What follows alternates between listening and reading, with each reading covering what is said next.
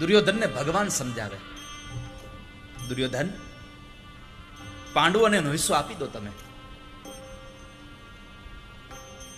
નહીં આપો, 5 ગામ આપી દો, 100ની અણી ખૂતે એટલી જગ્યા નહીં આપો, યુદ્ધ કરો પછી લઈ જાઓ. આ કથા શીખડાવે છે કે ભગવાન જેવા ભગવાન એને સમજાવ્યા એવા ન સમજો શું દશા થઈ. વિનાશ કાળે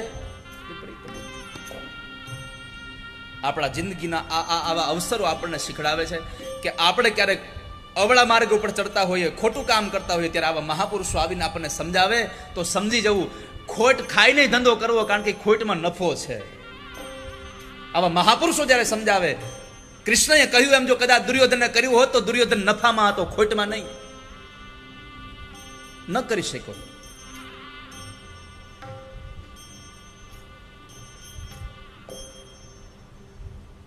મામા શકુની આમ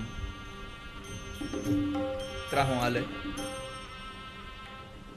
મેં એવું સાંભળ્યું છે બાબા કે ઓલું મહાભારતની સિરિયલ બની ને એમાં શકુની આમ થોડોક લંગડો હાલતો હતો. હકીકતમાં કે મહાભારતમાં તમે વાંચ્યું છે શકુની લંગડો હેવો કે લખ્યું નથી.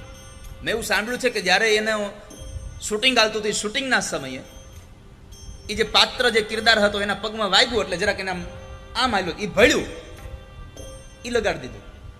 પણ મારે તમને કેવું છે, આમે શકુની ત્રાહા જ હાલે, ત્રાહો હાલે શકુની હોય.